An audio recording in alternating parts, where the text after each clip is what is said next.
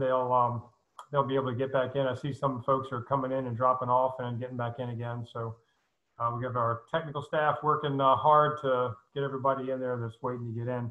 My name is John Tippett. I'm the Director of Fire Service Programs for the National Fallen Firefighters Foundation. And it is a real pleasure and honor to be able to do this advanced premiere of the Go Down Swinging, the Nathan Espinoza story. This was a collaborative documentary that we worked on with the Los Angeles City Fire Department and Rob Manciero.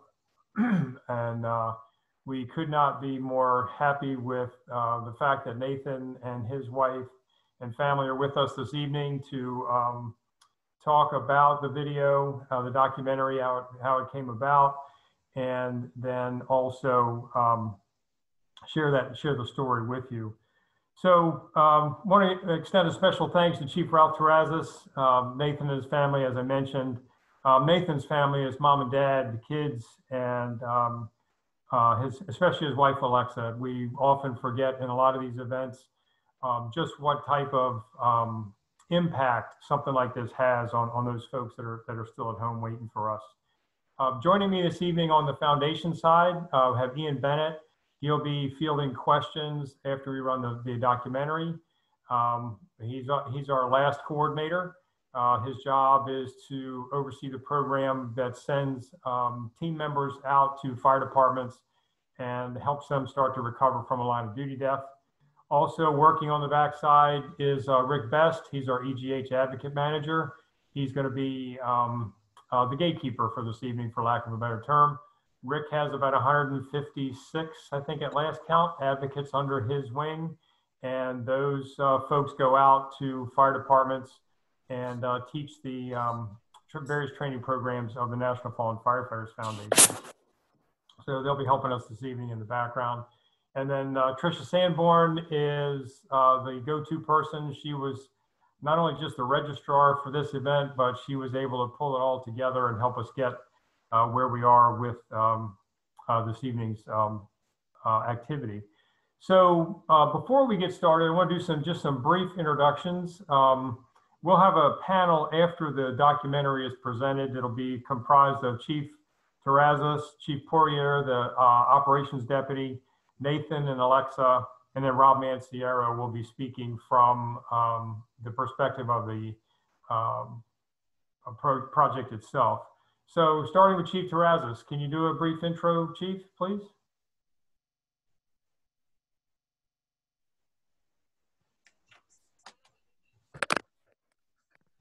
Can we unmute the Chief there?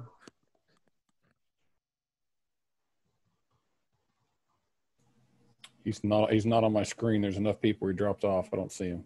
Okay. Okay. Had him there.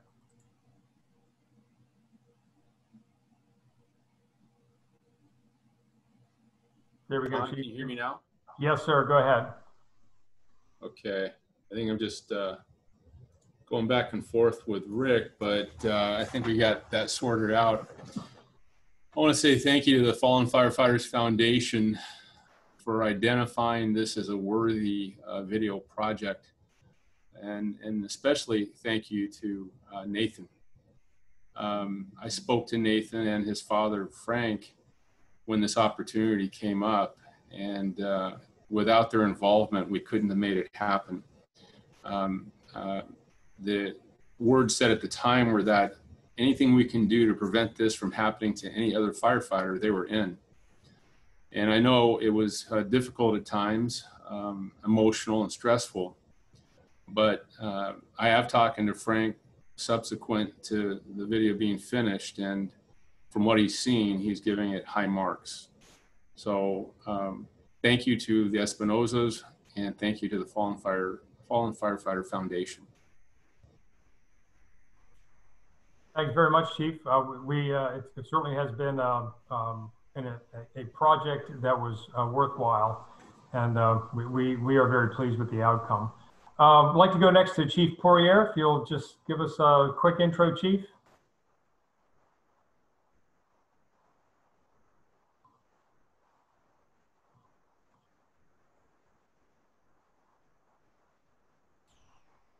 There you go. Thank you. Hi. Yeah, we appreciate this opportunity. After this event, our organization made some changes, and we'll talk about what those changes were, led by Chief Terrazas and a lot of dialogue. You mentioned that I'm the ops deputy for LA City, but because we're a large organization, we actually have 5 operations deputies. And I wanted to acknowledge that geographically, we have operations deputy chiefs for each of the geographic areas broken up into 4 sectors of the city. And I'm the chief deputy of emergency operations. So essentially, I lead those 4 other deputies, but there are 5 of us and we collaborate on operational decision making. And then again, this particular change was led by the fire chief and led by a lot of dialogue between the 5 of us and the rest of the administrative staff of the fire department. We certainly dodged a bullet. Very, very fortunate that Nathan survived this event. And we're looking forward to sharing the film and sharing additional dialogue beyond our organization and beyond this region. So thank you again for hosting. Great. Thanks very much. I'd like to go next to Nathan and Alexa.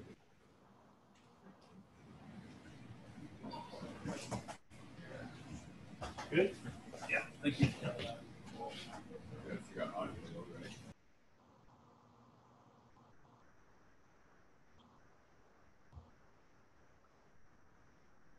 Hi, can you hear us? There you go. Yeah, so I'm Nathan Espinosa. This is my wife, Alexa Espinosa. 2 beautiful kids, 7 and 4. I want to thank you guys from the bottom of our hearts. This has been a very humbling experience, and I'm just happy to go along for the ride. And I appreciate everything that the Fallen Firefighters Foundation has done for us. And Robert leading this production. It's truly been a wonderful sight to see. And I just can't wait to see it again. So thank you. Okay, then we'll go to Robert.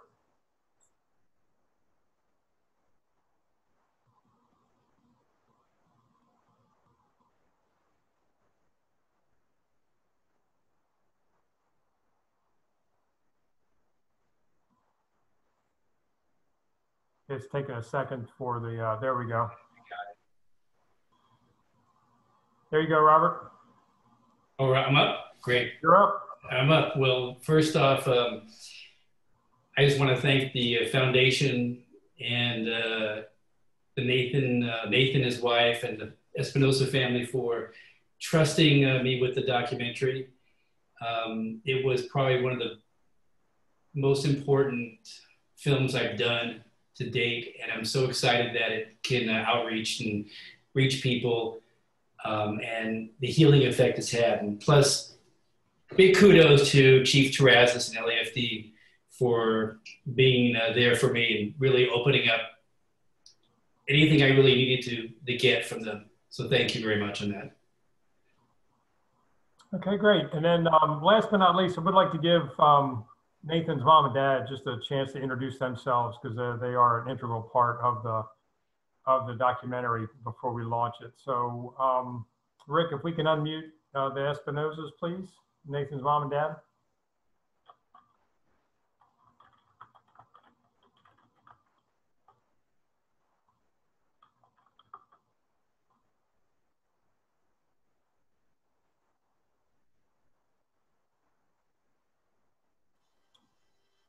There we go. It's taking time to get across the country. We're on the East Coast here, close to everybody's bedtime.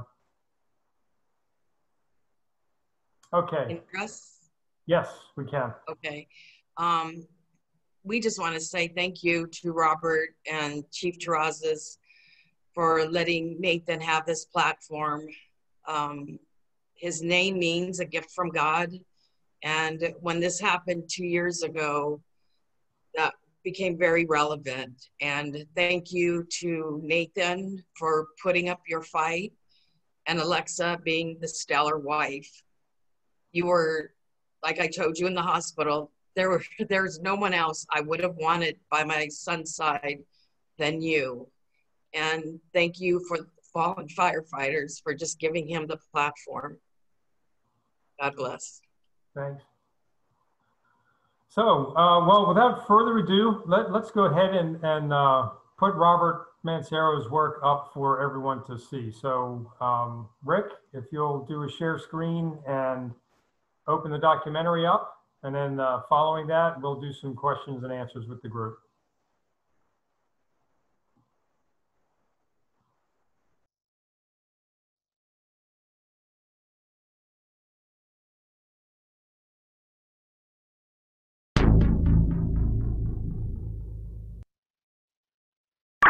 Yeah, I see from roof.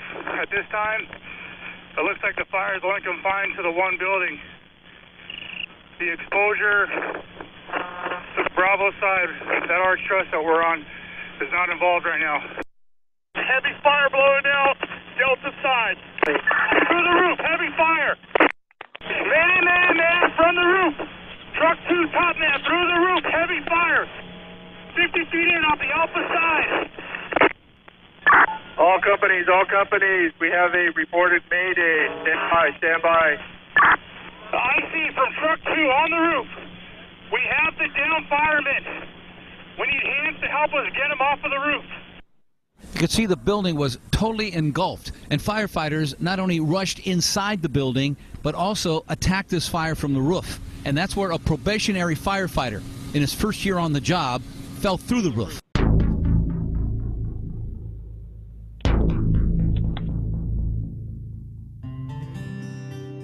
Vicky, use your head. There you go.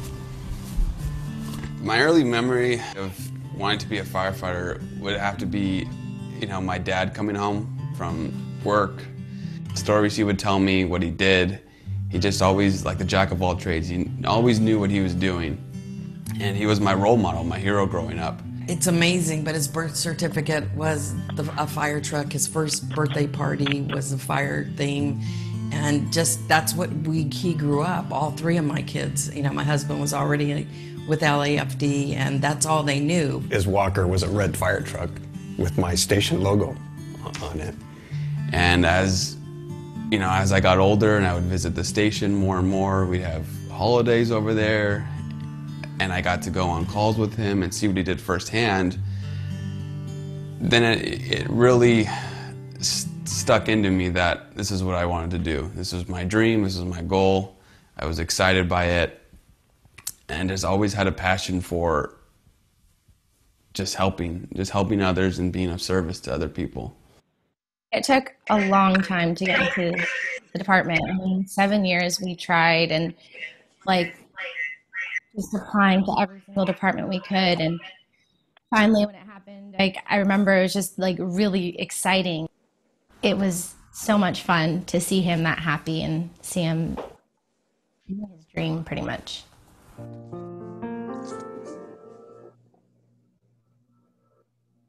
It was pretty much the best day I ever had. And I said, compared to anything you've done before in life, there'll be nothing more difficult and rewarding as achieving your goal, and that's to become an licensed firefighter.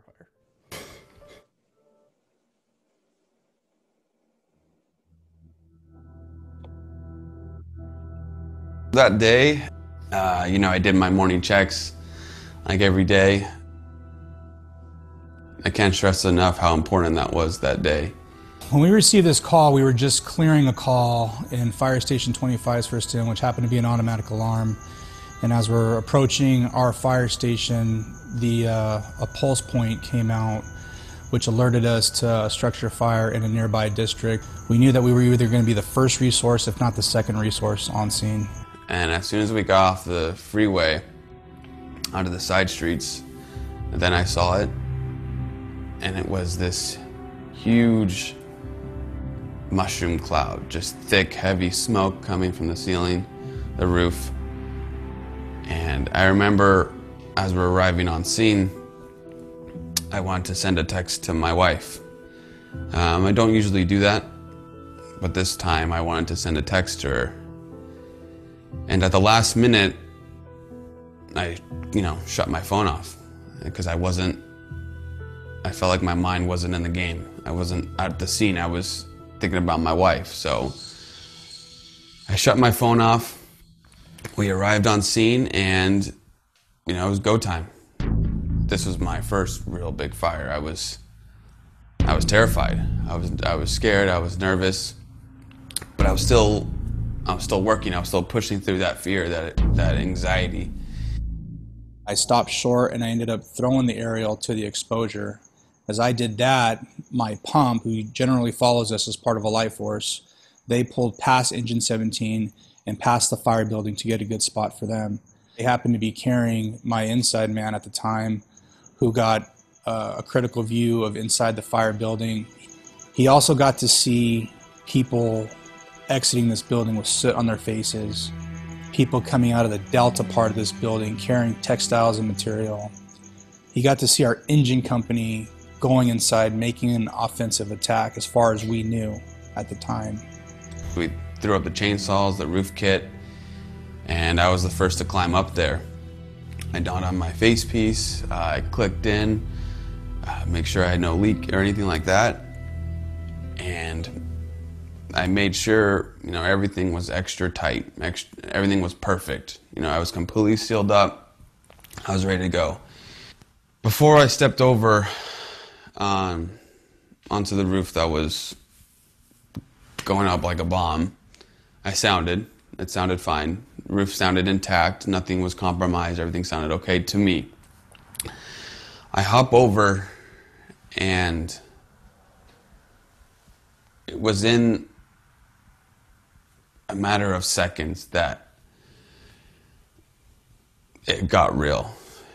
And I went through the roof. Ice from engine 209. You got heavy fire on the Delta side. We have an explosion, one storage reversal on the Delta side. Left. It was at engine 209. Roger that. I was saying engine 209. Heavy fire blowing out Delta side. As I get my bearings and I stand up and I'm going through my head is what the heck just happened. I start to count my guys and make sure I got them all.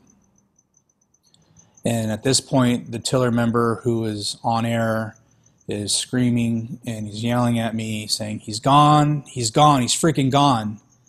I go, no, I just got him. I got him right here. He's Nathan's gone. And I look, and sure enough, all I see is fire.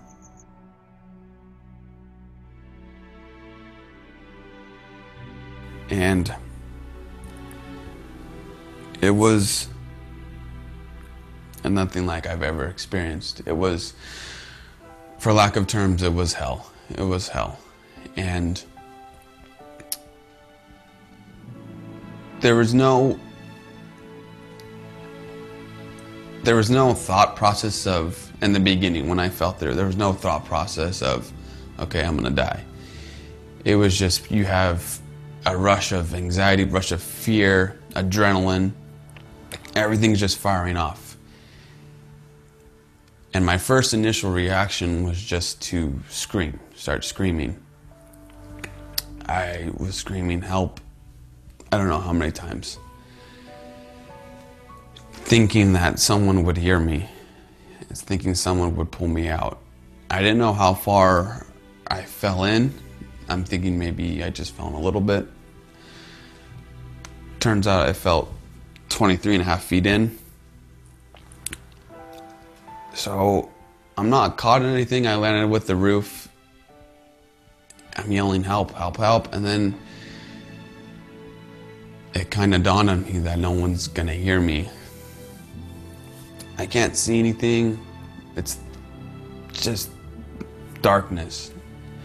I can't see my face piece in front of me. I can't see my hands. Going through my head at this time now is I'm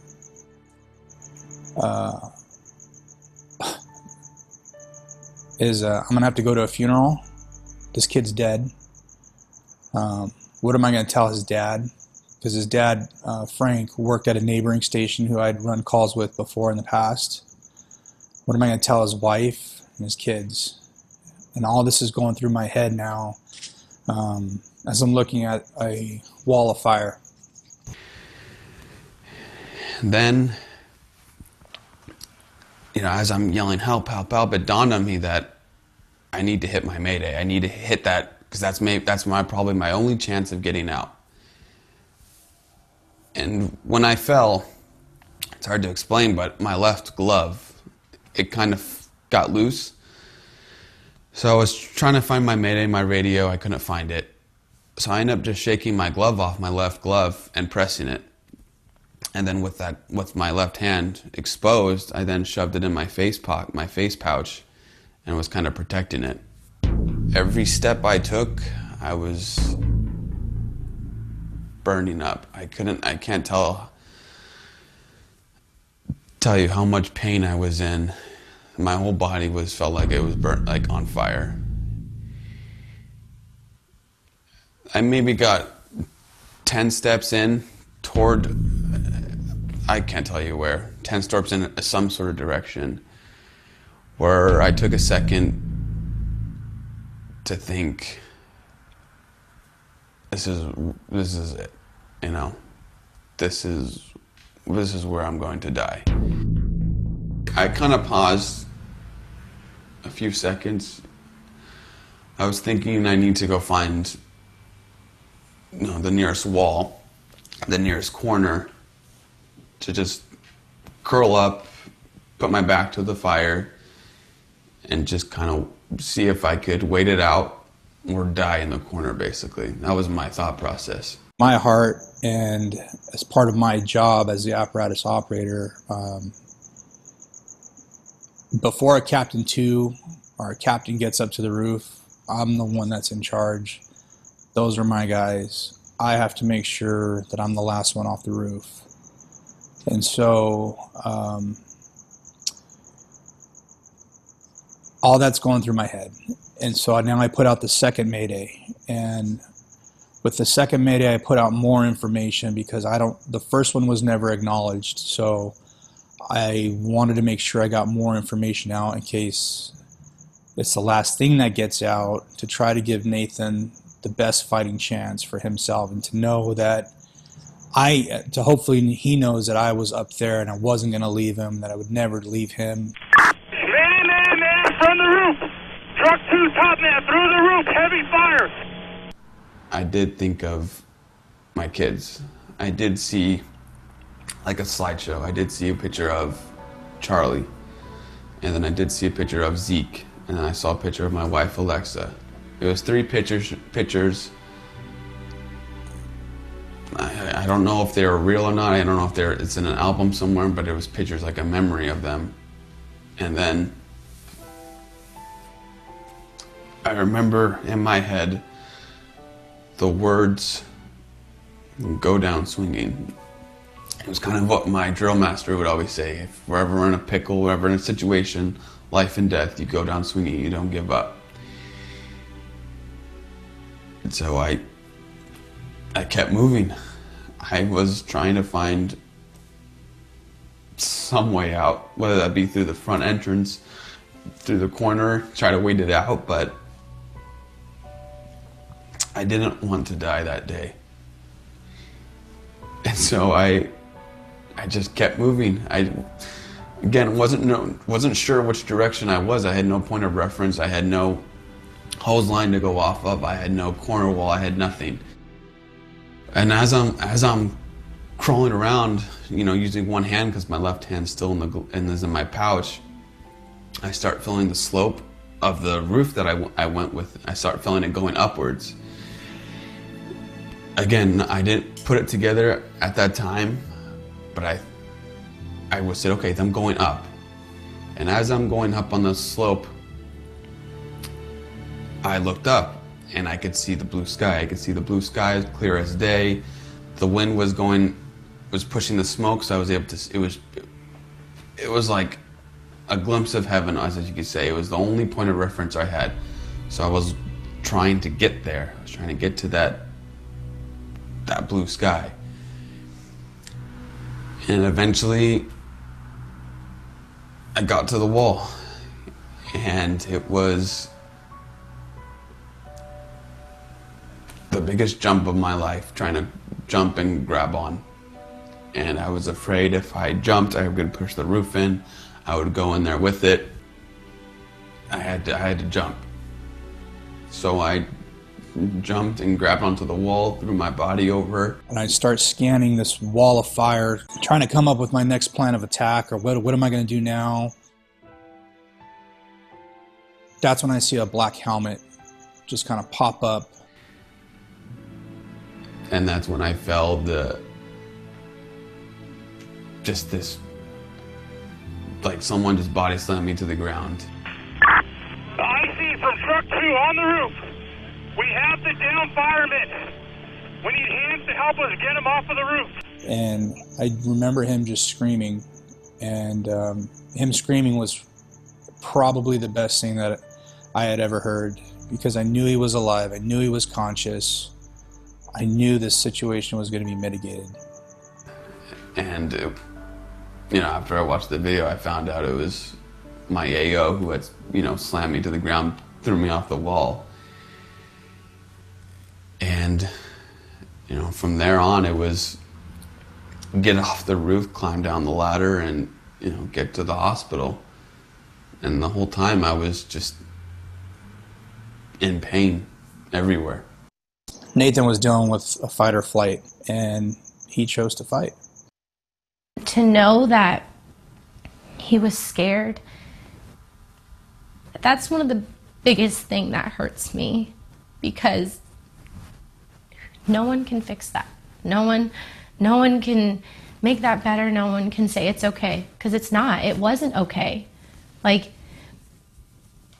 I can't even imagine being that terrified. All I can feel is almost losing my most prized possession in the world. That's all I can feel. But he has to know that he almost lost everything. And that, it's one of the hardest things to get over, is to know that he had to be scared for that long. Thank God he wore his gear. He had his breathing apparatus on, face piece on. And I knew that if he didn't have those elements on, his part of his components, that I wouldn't be looking in his eyes that day. I had 3rd-degree burns on the outside of my hand, the right hand, 2nd degree on the palm of my hand. I had 1st-degree burns, you know, multiple places in my body, you know, back, my fingers, my shoulders, elbows. I had a 3rd-degree burn on my right foot and my right calf. And so that, you know, the following day I was in surgery, you know, 4 or 5 hours, and, you know, then it was just, I was in bandages, you know, I was in the gauze, I was in the dressing. I promised him I wouldn't leave him. I sat there and I stayed with him, and I was there when he woke up from surgeries. Every second, I promised him I wouldn't leave him. And I mean, it was rough. That day was by far the worst day of my life. It's really hard just living that. You know, there were some rough times, but, you know, we were laughing, we were happy, we knew we were okay. It was a catastrophe that happened, but you know, I was gonna go home to see my kids in a week, you know?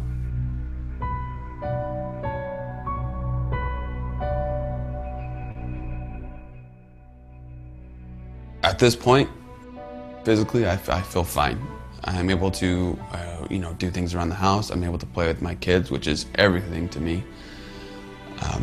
You know, working out, going on runs, doing those types of things, it's fine. It does bother me from time to time, but the pain is okay. And mentally, that's a completely different story. And I remember telling my wife that we're going to be okay, but it's the wounds that I can't see. That's what I'm worried about.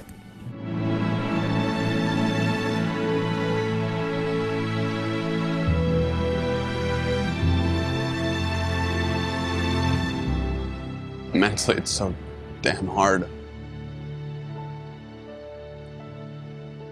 So I just can't. just can't wrap my brain around it, you know? It's just something, a human mind, you can't comprehend. You know, and you see it in my sleep. It's the first thing I think about when I wake up, last thing I think about, dream about it. But it's hard to dream about nothing because I couldn't see anything. But it's that feeling. The feeling that it's, you know, that's it.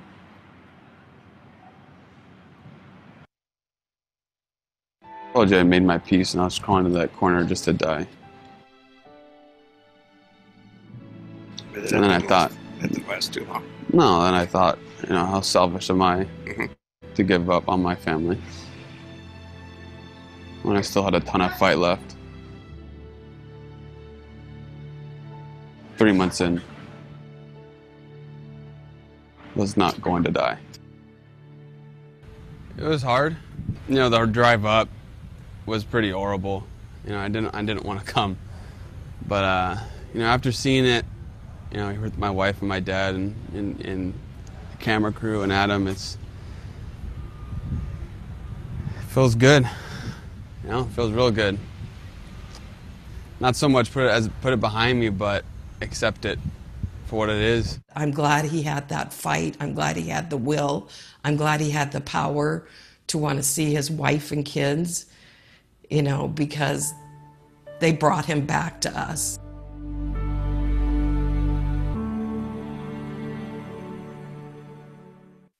The CERT team is assembled anytime there was a near miss, anytime a member is hospitalized. It stands for Serious Incident Review Team or Significant Incident Review Team. What struck us kind of right away was that this failure happened so soon, so quick, so fast, and in getting some of these interviews from the members that were up there, their description of how it happened without warning. As we started to look at the scene and look at the building records, we right away noticed that in 1954 they'd put this steel metal I-beam hung from the bottom cord of each of the trusses from front to back. And this was used as a crane runway. And eventually they had put a gantry, which we had later found out was that gantry was assembled in between the second and the third truss. 6 months after, they added a support beam underneath the second and third truss. It was needed to be put in place to strengthen those two trusses because there was some sort of compromise. And then in going back to the incident site and looking through some of the rubble, what we saw was that the ends of both of these trusses were actually pulled out from the wall. We had the one truss that's the second truss in right there, and then the third truss in. Those were the two that actually came out. You can see that one is hollowed out where it failed, and then it kind of leaned down, just fell straight down, and that's what he rode in. And then he climbed up there to that the first truss, and that's where he went back over. So this is where the failure happened, these two right here. And that really answered to what we saw in these interviews of just this complete confusion or unknown of how everything went down so fast and how they described it in their interview with what they were presented with. After a thorough review of all the factors surrounding this incident, radio communications, video evidence, member statements, and having discussions with multiple officers through all chiefs meetings and other discussions, we decided that this should have been a defensive strategy from the onset of this incident. However, when members are on scene, it's very dynamic. They're making decisions in an incredibly compressed time frame, and I have the benefit of hindsight to talk about that. But looking at the video that we had after this fire, you can see that the volume and density of the smoke, the progression of the fire, the amount of flames that are visible when those resources arrive on scene, you're not going to catch this fire. You have 20,000 square feet of commercial occupancy, a heavy fire load. The fire is well established. We should have been in a defensive strategy because we weren't going to catch this fire, and it's unsafe to be inside that occupancy or on the roof. Life loss potential is what we bring to the fire. One of the foundation's efforts is really to reduce firefighter line of duty deaths. And so we're always looking for partners who may have a story to tell about possibly a near miss or even a tragic occurrence that will be the betterment of the fire service. By learning from those experiences, we're going to help other firefighters not go down those same passageways. Our goal through the Everyone Goes Home program is to promote the 16 firefighter life safety initiatives. They're really the blueprint on how we can reduce firefighter deaths and injuries in our country. Oftentimes when we do educational programs, it's after a firefighter's actually died in the line of duty. There are definitely lessons learned from those investigations of those incidents. But this one's pretty unique because this firefighter survived, was rescued through effective operations by the department, and of course has a lot of medical care along the way. But at some point he's going to return to duty, and that's a success story all to its own. What we want to do though is take the lessons that have been learned from this incident to prevent other occurrences from happening. If we could do that, then we've done our job. In this case, where we almost lost our member, we realized we could have done some things better. And that led us to change our operational risk management policy. And that's what became institutionalized through my message to all members, less than 10 days after Nathan had his near miss. We are always known for, and still are and will always be, known for an aggressive firefighting department. That is what we do, a coordinated fire attack with vertical ventilation. What I want our people to do is to use a 3-step method to handle risk management. And I intentionally made it 3 steps. I wanted it to be something simple that you would remember when you're under stress. And it consists of the following areas. Step 1, gain situational awareness as fast as you can. That is imperative no matter what rank you are, from firefighter to fire chief. The more information you have on scene, the better decisions that you'll make. And what I mean by that is what time of day, what are the fire conditions that you're facing, how much involvement, what type of structure, what's the wind condition. All those factors need to be quickly reviewed in your head. Step 2 is to place what you see into a profile. Are you protecting lives, property, or exposures? And step 3 is to include in your radio size up, what mode are we in? Are we in an offensive mode or a defensive mode? In addition to that, every time a higher ranking officer assumes the incident commander position, we have to replay that assessment. We want to hear on the radio what mode are we in, because the emergency incident is always evolving, it's cyclical. Sometimes we'll go on the defensive mode immediately and then transition back into offense. Sometimes we're in offense going to defense, and it's changing all the time. So those 3 things were immediately implemented. And it wasn't just the message. On top of that, we established a safety stand down, where on 3 consecutive days, myself and all my other bureau commanders went to the field and explained in depth why we're doing this change to our policy. Our people also have to understand that today's fires are different from fires of the past. The contents burn hotter, burn faster. The building materials in the structures that we try to save, they're less resistant to fire. What that means, all of that, is that we have less time. If we have less time, we have to make a decision in a timely fashion. Are we in the offensive or defensive mode? So I feel good about where we're at, but we need to stay vigilant on that effort to ensure that we don't fall back. That they have taken the lessons learned from this incident and others and have really sharpened the toolbox that they use on the fire ground. It's helped them make better decisions, and most of all helped them in their survivability in this very dangerous profession. And if I were to tell, future, even current, firefighters, all over, wherever they're at, is that training is everything. That's what makes us better. That's what sharpens us. That's your time to make mistakes and to learn from them. Because when it's, when you get in those situations where you're fighting for your life you need to have that experience, that training to kick yourself into gear to get you through that.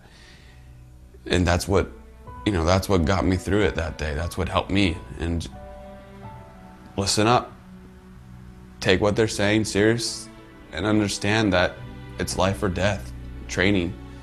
And if you take it seriously, I pray to God that He'll get everyone through it, through the hard times. Just how much he's endured.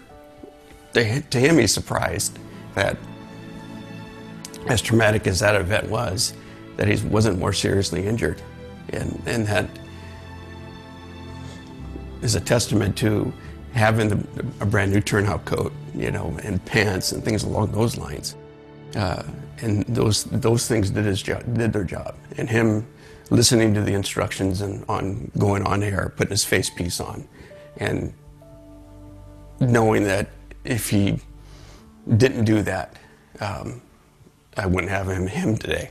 Here we are over a year later, and we listen to size-ups at structure fires, and we listen to the tactical radio communications at structure fires, and we know that our members have implemented these strategies and policies and risk management guidelines that are going to help keep our members safe, because we hear them clearly identifying that they're in the offensive or defensive mode while they're on fires. The fire department culture is resistive to change, but on the area of safety, it's unanimous that if we can do it safer or better, we should do it that way. Our message to the rest of the fire service is put your people first. Their safety is your number one priority. We have to use these near-miss incidents as an opportunity to review, are we doing everything we can to take care of our people while we're accomplishing our mission to protect the lives and property of the people that we've sworn to protect. So I think with this methodology, we'll have a consistent way of managing risk so that everyone goes home. I always think back about that day, and I always think, how lucky I am. And then my wife, day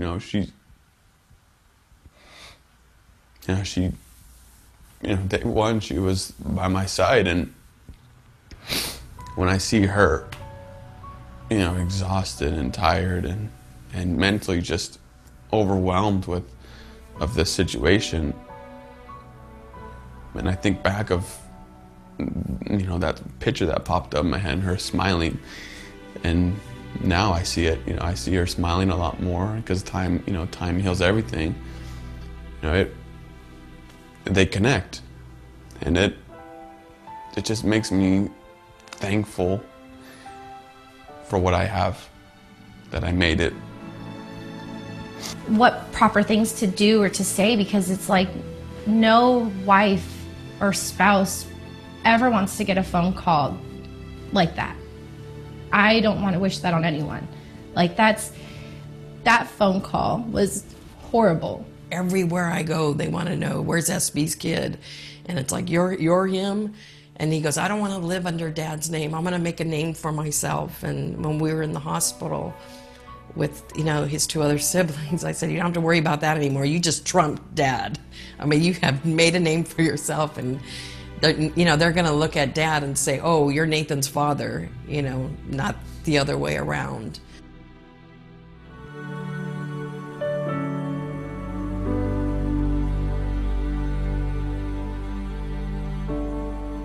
It's mixed emotions for sure.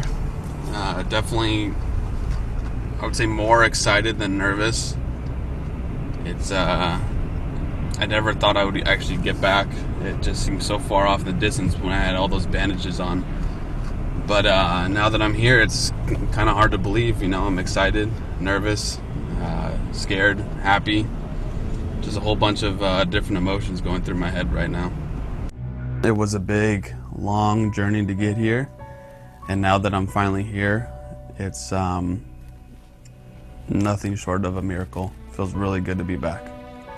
I remember being in my bandages, and after all the surgeries I had, thinking that was it. I was never going to be able to go back to the job I loved.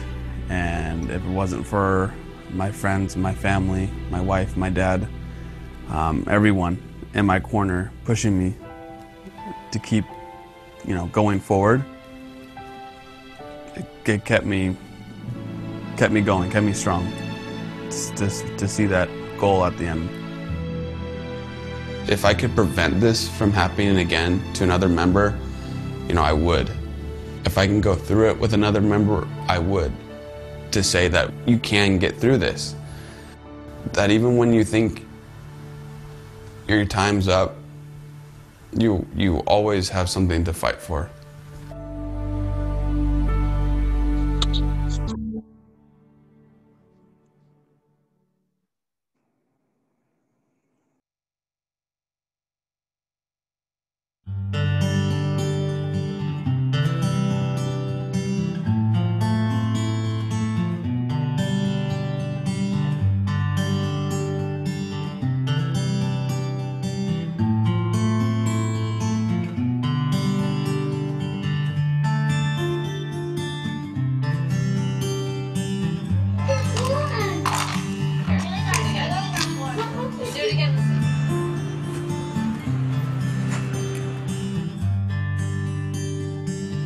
You're going to be such a good role model to your kids, right?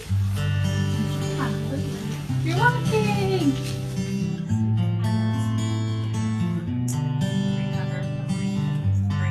Sleep and then driving.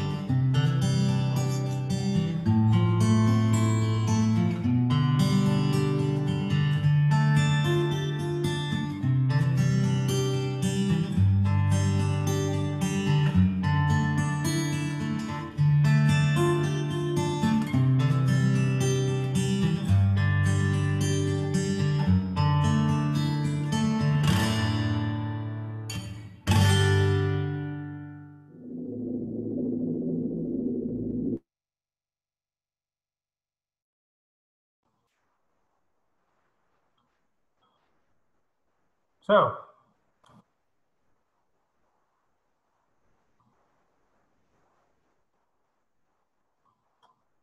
probably one of the more compelling stories I think I've ever had the opportunity to experience. And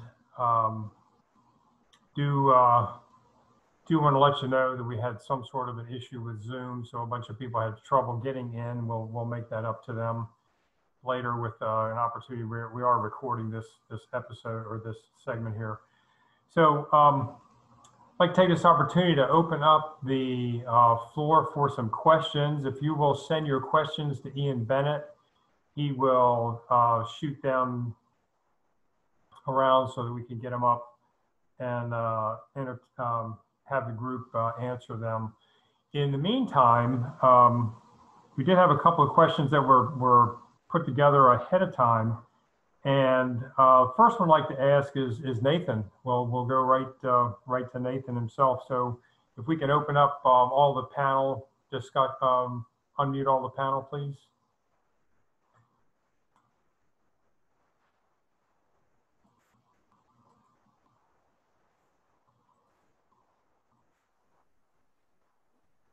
I'll give it a second to everybody to unmute there. Okay, great.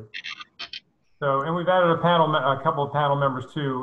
Frank and Stephanie would like you to join in the conversation as well, since you were a pretty significant portion of the video there. So with Nathan, you noted at the end of the video the excitement and trepidation about coming back to work. What's your state of mind now? Were any lingering effects about going to work? No, back then when I did that video with Robert, I think I was still in shock. So I don't think that was a fair enough statement. But I could tell you right now, honestly, it is. I've done a lot of recovery, lots of surgery. Most of it's behind me now. And I'm finally, I think I have a grip on reality.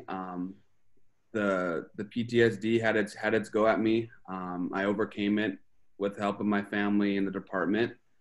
So now I can finally say I am itching to go back. I am excited to go back. And I am excited to get another fire. As much as my wife hates for me to say that, I am excited. But yeah, I'm in that mental spot where I'm grateful and very humble for all this. And I truly believe now that everything happens for a reason. So are you back on the floor? No, I'm light duty right now. I just had to get one of my fingers amputated. So once that scar heals up, that's it. I'm done. So I'm hoping to go back mid to late October. So next month, I'm hoping to go back. Right. And will you go back to ladder 2 or truck 2? No, I got a spot at Station 35, Hollywood. Okay. I'll be with Adam Walker in the video. I'll be with him. That's one of his stations. Oh, very good. Very good. We had a question that came in. Can Nathan and Chief Terrazas speak to the behavioral health support that was provided? I'll let Nathan go first. Yeah, so that was a pretty, that was definitely something unique and challenging. It took me a while to seek professional help. The department reached out, and I took it. You know, I saw the psychologist, did all that. But again, I wasn't ready. So it wasn't about a year and a half later that I ended up doing it again, seeking help, and that was when I was ready. And I went all in, you know, every day, multiple times a week, and I pushed myself to go. And that's when I really started to grow and to overcome all the mental challenges. But the mental aspect has been the most challenging and rewarding at the same time. It's been, it's just been one of those things, you know. It's very hard to explain, but the outreach from the department, from my family, the amount of support I received really helped me during those dark times. You know, those sleepless nights, the late nights, the flashbacks, having that constant support, it was I can't tell you the difference it made, you know? Hey, John, if I could add on to what Nathan shared, the key is that the members have to be open to the counseling. But I will tell you, and we offer it anytime we think it's appropriate and or anytime it's requested. We're very fortunate. We have a very robust behavioral health program. We do have 4 mental health professionals. We do have a peer support group of over 150 members who get frequent training. And just today, I was happy to attend the ribbon cutting ceremony of a wellness center in the San Fernando Valley, the first one in the state of California. And that's dedicated to behavioral wellness. So we're striving to make it better all the time, and we're very proud of the services that they offer. Very good. Very good. Thank you. Appreciate that very much. Just staying on that theme just a little bit, Alexa, how's life for you? I saw that little nod of your head when you talked about being ready to go to a fire. I mean, it's been a roller coaster. In the beginning, I think it was just like, thank God I have my husband. And then after that, after seeing him go through PTSD and all of the stuff that goes on there, it kind of felt like a never ending battle. And I mean, myself, it's just, there's ups and downs just like him. But today, seeing him where he is and how much he's accomplished and how much he's, with your guys' help, helping people, I think we're on the slope up and we're getting there. I'm getting there. He's probably a lot better than I am, but we're getting there and we're good. Good. That's good to hear. And then the kids, I mean, the kids are beautiful. They just look like wonderful little guys. So how have they navigated this whole process in your mind? Well, they've been pretty shielded from everything, which is how we've wanted it. Jeez. I mean, my in-laws have helped a lot with that when we need to go to doctor's appointments. It's just, they have fun. They have a pool. It's like, go have fun. And we're going to go to the doctor's appointment. So right now they're a little young. So they just know that Dada has to go to doctor's appointments a lot. And Dada heard his stinky at a fire. So They're used to those and they're used to us talking about it in that sense. So for right now, they're good with it. And I think in the next maybe 5 years, we'll pretty much tell them what happened and show them this video and they can see that. But for right now, they're really happy, and they're happy that Nathan doesn't really have to go to that many surgeries anymore. Sure. Very good. Terrific. Chief Terrazas, you mentioned that in the video that within 10 days of Nathan's injury, the program took its legs and you started to do things different. At what point in the event, from the time you were notified to that 10-day period, did you start formulating the process of we need to do something different here, as opposed to this was just an event that happens in the fire department? Firefighters are going to get injured. We're lucky he's alive, but that just happens sometimes. How did your mind work in that regard? Well, that night, I happened to be out of state on a vacation, and I spoke to Frank, Nathan's father, and Frank and I had worked together years before, and we had lost a coworker, Joe Dupuy. He died in a commercial fire, and to this day, I think it was a needless death. And we talked at length. By coincidence, my son Nick was in the drill tower with his son Nathan, and they became friends, unbeknownst to us. So we were talking as officers on the fire department, but more importantly, as dads. And Frank said something that I'll never forget. He said, "We're making the same mistakes we made when we lost Joe." And I thought about it, and I told him, "You're right. We're going to do something different. I don't know what we're going to do right now, but we're going to do something relatively quick and different." So 10 days later, I wanted to make sure I had all the facts of the incident, and I talked to enough people. I felt pretty confident I knew what had happened, and I'd seen this video, the rough footage from the news. So that's when we decided to come up with that 3-step decision-making model. As Chief Poyer said in the video, the engine operations were not in alignment with the truck operations on the roof. The bigger issue was that they should have drawn the same conclusion initially. And I thought we needed to come up with a simple, easy to remember methodology that our firefighters could utilize no matter what type of incident they encounter.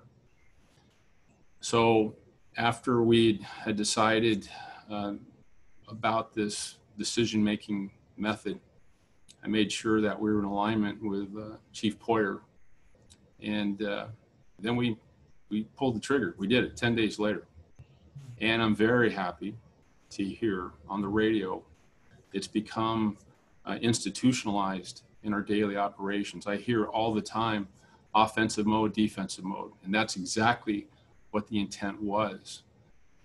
So it came relatively quick, and I look back at that discussion with Frank. That's what prompted me to take a rapid action. Interesting. Chief Poyer, I think that was Chief Terrazas' comments were a good segue for the next question here, and then I have a question for Frank as well. Chief Terrazas gives you these instructions. We're going to do something different, and we're going to do it quick. How do you turn a ship this large? How do you reach all the way down to the furthest company from headquarters and get them to buy in? What was the reception? How did you mobilize your command staff to get that to all happen?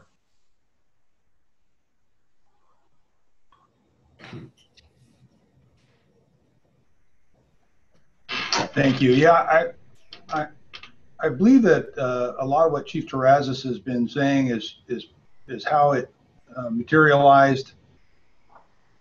You know, with the tenure that I have on the organization and Chief Terrazas has, we were almost immediately having dialogue about trying to better understand why it wasn't a coordinated attack between, you know, your fire suppression resources on the roof. And again, like I said in the video, we have the benefit of hindsight. You know, we have the benefit of watching the video, listen to the radio communications, and analyzing it over a period of time, and less of a compressed time frame than they had. But we knew right away that we needed to delve more into the operational risk management categories. And I think after much debate and dialogue and discourse that occurred over about a week period after this event, we came up with this document, and I think it was spot on. And we went through the safety stand down, and we went out and we had this dialogue with company officers out in the field and started to try and get buy-in. We're a large organization, like you said, 106 fire stations, 14 battalions, 470 square miles, really, really challenging to get everybody on the same path at the same time. This particular event, because Chief Terrazas mentioned some of the fatalities that we had and some of the experiences that people have had on the job, it just resonated with people. Really, really remarkable that Nathan was able to, you know, self-rescue, and that the members stayed there and helped him, and that he survived.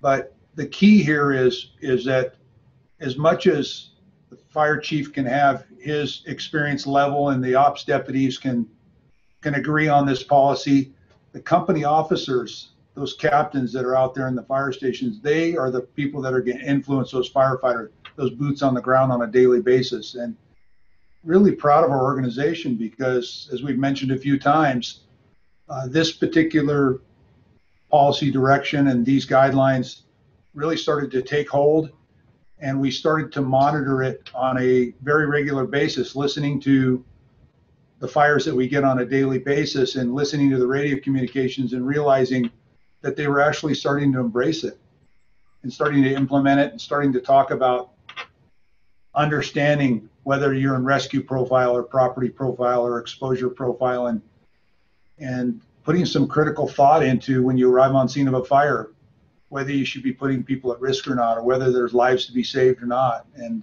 there's a lot of information that goes into that. It's a compressed time frame, but all in all, we're a couple of years into it, and very, very proud of the organization and the way they've embraced it. Company officers, battalion chiefs, a lot of our officers, and I think that it's had a marked impact on our organization in keeping people safe. I think there's no doubt in our mind that they're being very thoughtful about whether they want to commit resources inside of that fire. And listening to A.O. Tavera on the video talk about processing that he's going to have to talk to the father and talk to the wife and the children and the parents.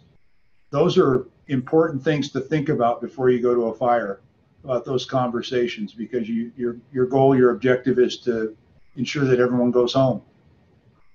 Agreed. Frank, you are certainly not somebody that's in the stands watching all of this going on. Stephanie, this question comes your way as well. You know, you're taking the grandkids while they're going off to surgeries and appointments and those types of things. So you're not actually able to be there for your son in the same manner or way that you may have wanted to. So while they're in the surgeries and those other events, what's going through your mind? Frank, how about you? Long career in the LAFD. You did go through a line of duty death with somebody that was close to you. And that's a tough part. And that's been something that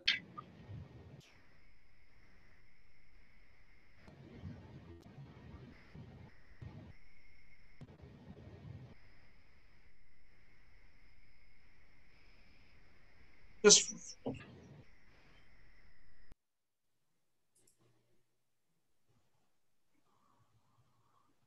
let me move to another question. Well, it's okay, John. But it's always been something that's framed my thoughts. And especially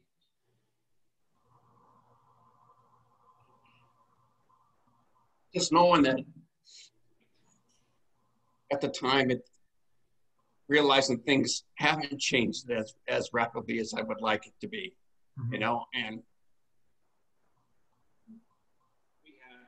one shift together, I kind of got in trouble at home because I had my wife's son drilling at 11 o'clock at night in the backyard, you know, doing a bunch of stuff. And my wife couldn't understand why I had her son out in the backyard till 11 o'clock at night. Just knowing how important that portion is to always train and think about what you do when you go to work. And Chief Poyer made a point. It's just your job is to come home. And as an officer on the job, that was something that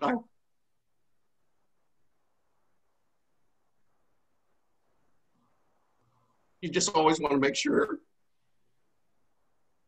that happens. And that's probably the most stressful part of this whole process, you know, is putting your people first. Mm-hmm. in part of your decision making, whether it's fire station life or whatever it might be. But people that support you, those people come first. And with that, they're going to take care of the people that they're responsible for, and that's people in their districts, you know, on a daily basis. And you know, for me, I have to, I don't know if my daughter-in-law will remember, but I didn't have any other term just to call her because I've never seen her in this. I always knew she had a backbone, but in the hospital, I said, I don't know what else to call you, but just a little badger. She took care of things in the hospital.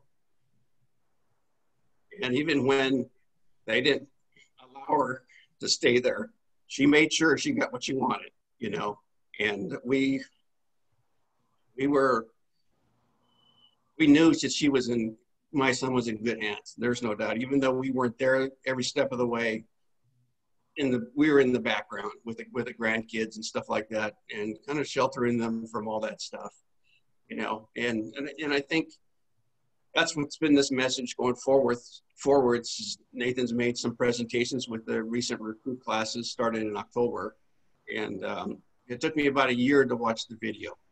And we sat down and we developed a PowerPoint, spent about 2.5 hours watching, you know, a 30-second video and just talking about situational awareness, those kind of different things, and realizing something that when you're not in charge, you know, and how do we do things like that and get better at it. And with that, that's been one of his final messages is to the recruits is you can come to work, but your job is to come home, you know.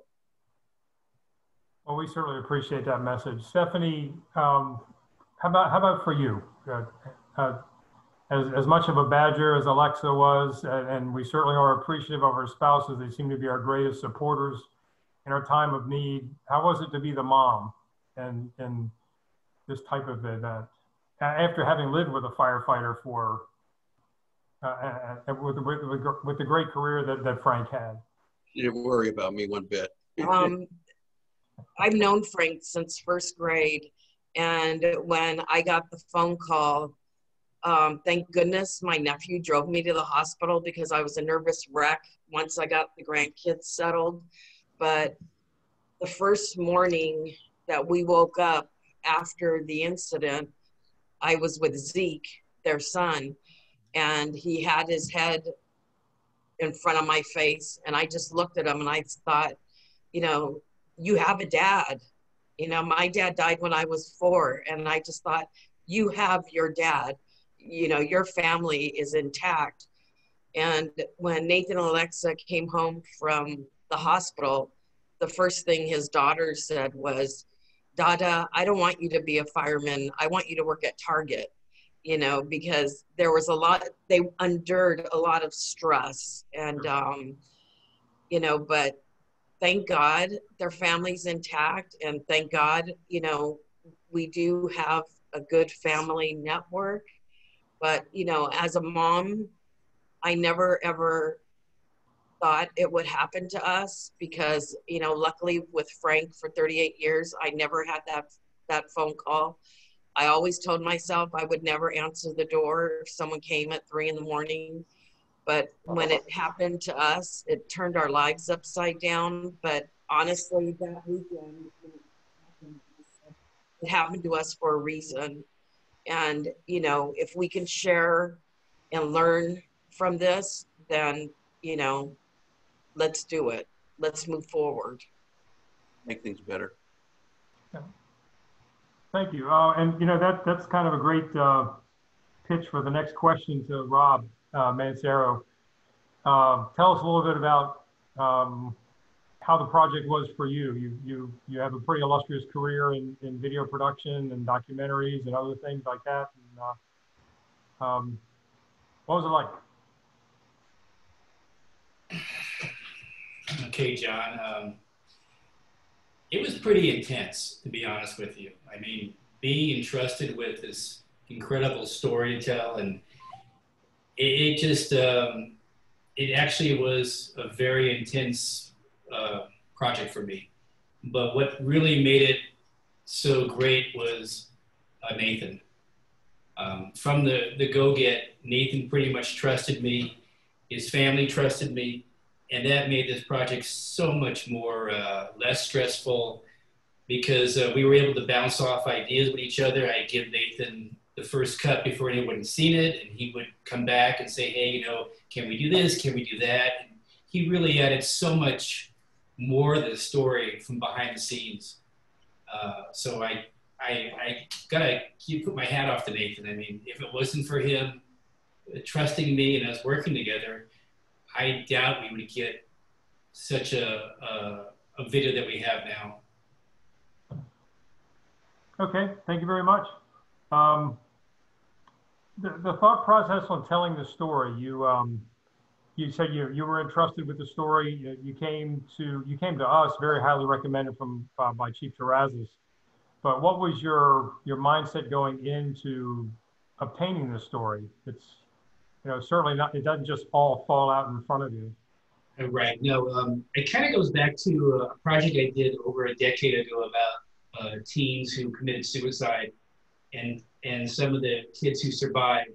And the most important thing from that was they wanted to tell their story, what happened. They wanted a voice to let people know what was in their mind, why they thought that way. And to me, that was so important. And for me, coming from an angle where I can create any kind of story I want from it. So I think when I approached this story, I wanted to really get into Nathan's head. I wanted to have him tell the story. I wanted to get it from his perspective because that was the most important thing. And like the previous documentary, the great byproduct from it was a healing process for him. I mean, he told me that, you know, I really felt good about finally telling this story, and it made me feel good. So that pretty much was my mindset going in. Good.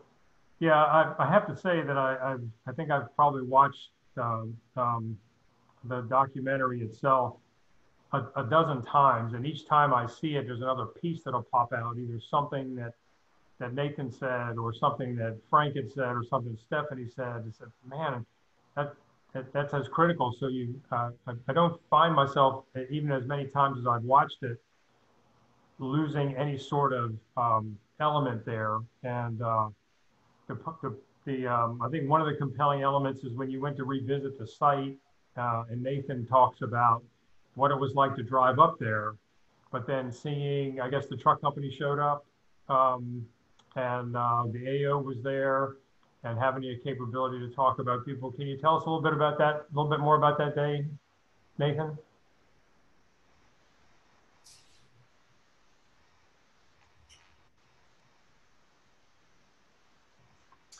Yeah, so to be honest, that wasn't one of my first ideas to just go to that site right away. I pretty much came from Robert, and I put it in my calendar, and I was dreading that day for the longest time. That was my big anxiety, like a big hurdle. I had to come over, like visiting it again. And I know the day got closer, and the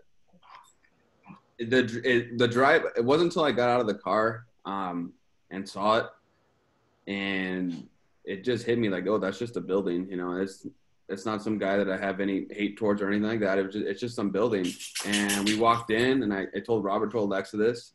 It looks nice, you know. It's there, again, that blue sky, the building, it was peaceful, quiet.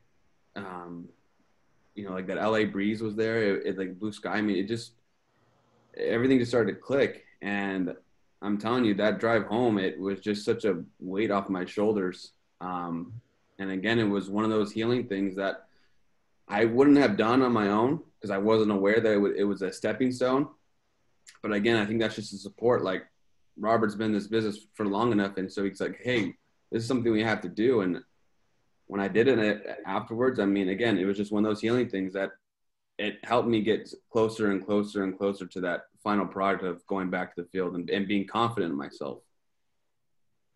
Great, thank you. I appreciate the you are so impressive with your ability to talk about this, and I understand that it's 2 years downrange or something of that, but I really have been truly impressed with just your ability to express yourself and your willingness. I think that's it's remarkable, and I just can't find enough superlatives to tell you how much this means to us as a foundation and an organization to be able to share this with the fire service. It does lead me to another question for Chief Terrazas and also Chief Poirier about the rest of the crew members. You know, the ripple effect of these things just goes way beyond. You know, we see Nathan go through there, and we understand Nathan suffers, you know, some pretty horrific injuries and long-term effects. But a couple of things came out in the AO's comments as well about, oh my God, I'm going to have to go to a funeral. I'm going to have to face his father. How are those folks doing? And the IC. Hey, John, I'll let Chief Poirier answer that. Okay.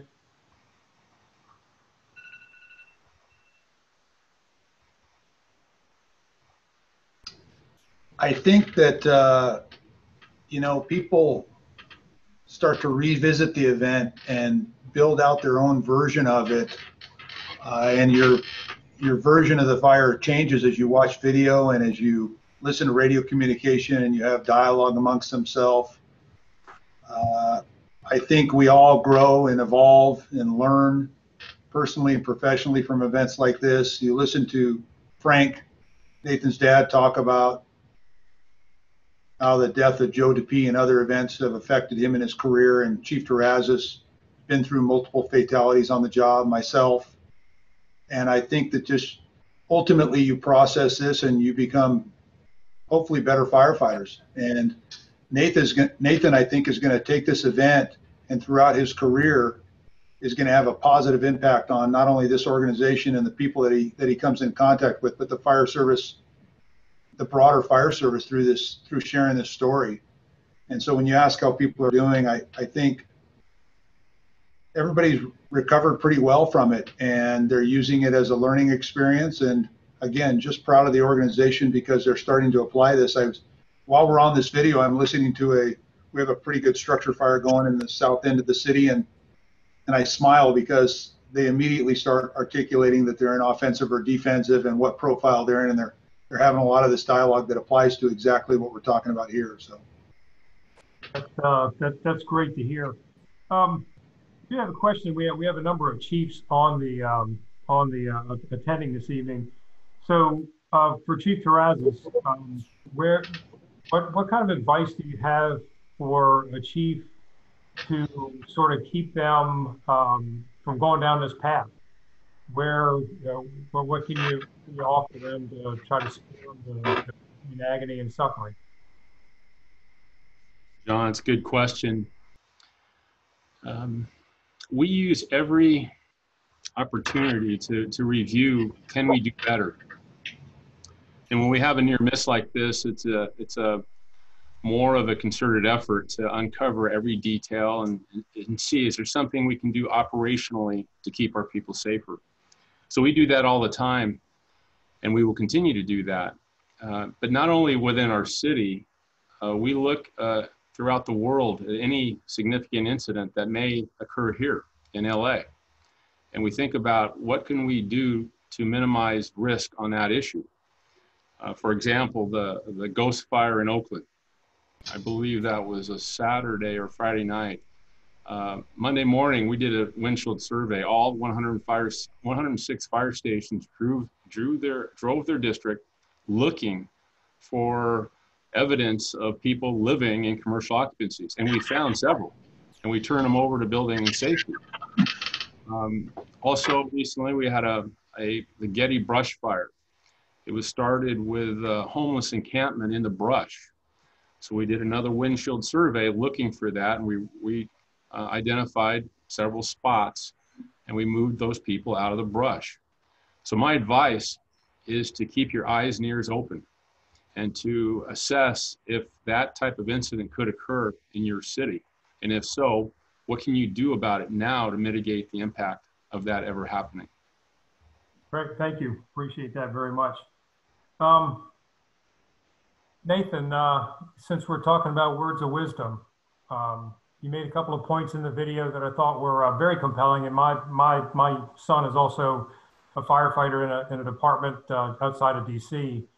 What do you want to share with other firefighters on the line? Well, that's a heavy question. I think the everyone goes home is big, but I think what my dad said, after our many talks is every one of us firefighters everywhere throughout the nation, everywhere around the world, you have to find that your sole purpose and deep down what drives you. And then as soon as he asked me that question, it was like me and my family, what drives you? And it was a proven factor that day that those steel frame pictures, they were the driving factor that got me out, besides the training in the department, but my family. And I've held on to that every day, that my family is a driving factor to get me over the bad days, the good days, to be there. So I think good days and bad days, firefighters across the nation, you have to look deep down and find yourselves, and you just got to keep pushing forward and keep challenging yourself and keep growing. Outstanding advice. You never let us down. That's for sure. Never let us down. We're just about at the end of the time that we had established. Actually, we're a little bit over, which I think is very comfortable. I do want to take this opportunity to extend a sincere thanks to all the Espinosas, Chief Terrazas, Chief Poirier, Rob Mancero, the guys on the CERT team that did that report. It was a pretty interesting read, to say the least. I'd like to thank everybody that joined us this evening, and we're gonna get some word out to the folks that couldn't get in and see what we can do to help them out and get a chance there.